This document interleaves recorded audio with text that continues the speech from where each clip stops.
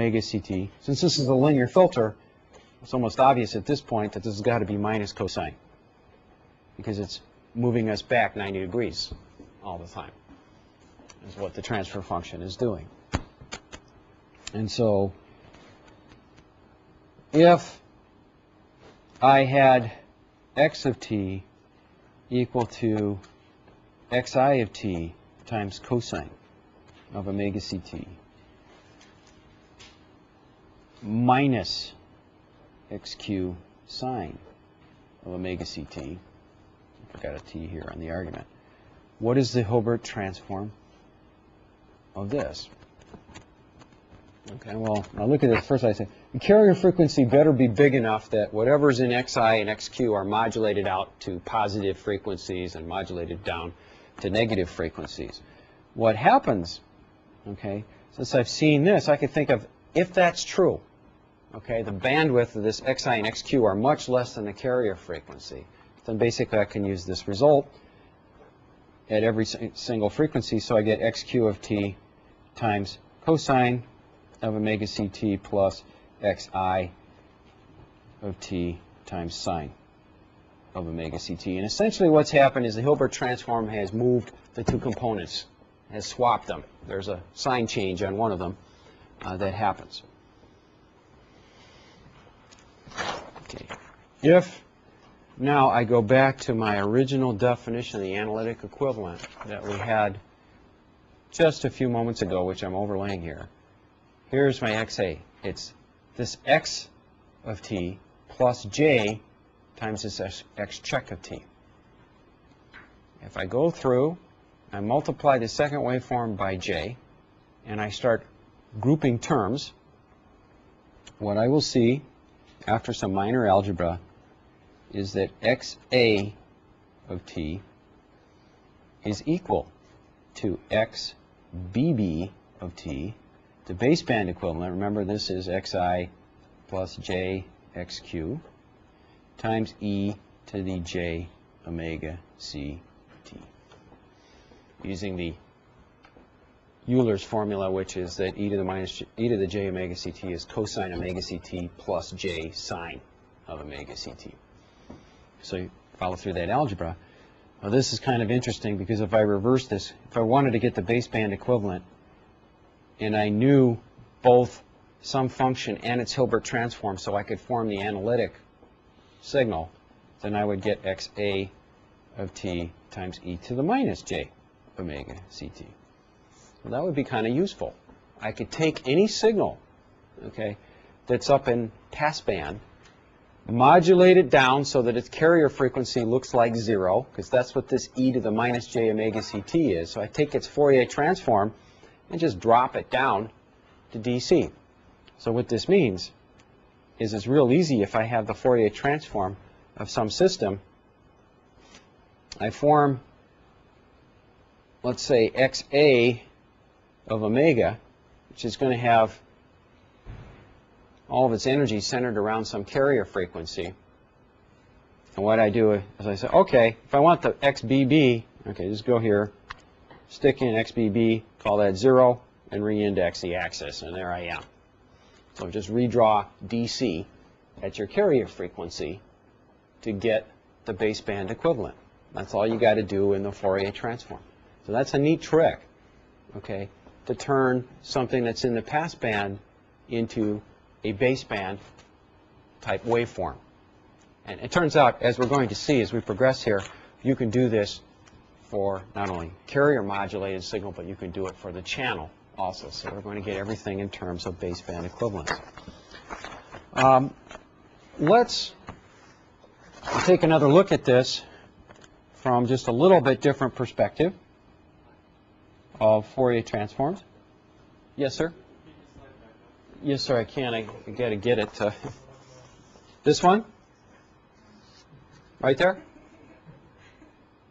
Sorry. Everyone's laughing, but I'm not sure what... sometimes I do this. I have, accidentally drawn something on here that looks perhaps has other connotations than I intended, but that wasn't the case. Is there a question? You just wanted to copy it? Is that it? Okay. Sorry? Nobody saw it. Nobody saw it. Oh, it wasn't on the screen. Okay.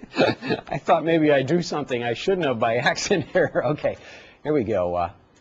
I said that if we have an original waveform, well, you know, I should probably draw it again because I wrote on top of it. Let me just do that one more time for everybody here.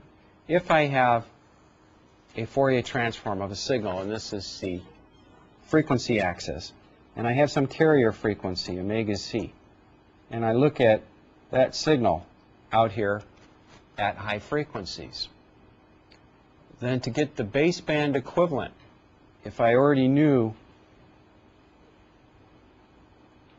the analytic equivalent, which presumably I could get if I could do a Hilbert transform, all I have to do is look at that same signal and pretend that I changed where DC is, and I have it. So that's a nice little trick. Now we're gonna play with the math a little bit more here to try to emphasize that. Fourier transform XA of omega is equal to x of omega times 1. That's the x of t part. Okay, and then I have plus j times the Hilbert transform, which already had a minus j in it. So j times minus j is 1 plus signum of omega. Now, what is that saying that we do? Well, if I want to get the analytic equivalent, I don't have to worry about the Hilbert transform. Okay, let's suppose I had something that looked like this. This is my original x of omega. And let's suppose this thing was maybe touching 1 here.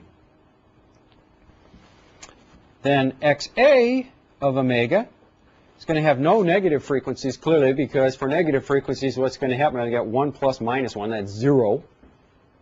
And for the positive frequencies, I'm going to double. So now I have this same thing here, like this, except what happens is at 2. Yes, sir? Did you say this is only for real signals? Well, the x of t that we start with is a real signal, as all signals, but then we get complex for the in-phase part and the quadrature part, or the two components of the analytic equivalent.